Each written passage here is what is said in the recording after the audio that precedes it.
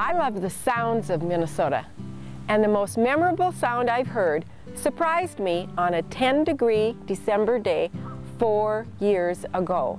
I walked the wood chip path around Bloomington's Highland Lake and was drawn by a deep, echoing hum with a musical quality, as if the lake had swallowed a live orchestra. I stopped and listened to a muffled melody that was suddenly shot through with sounds of rapid lasers, like you'd hear in a science fiction movie. I heard the lake sing, sigh, pound, and thump. I'd lived in Minnesota for 55 winters and didn't know that a lake makes beautiful music as it solidifies. I hope to hear that sound again in my lifetime.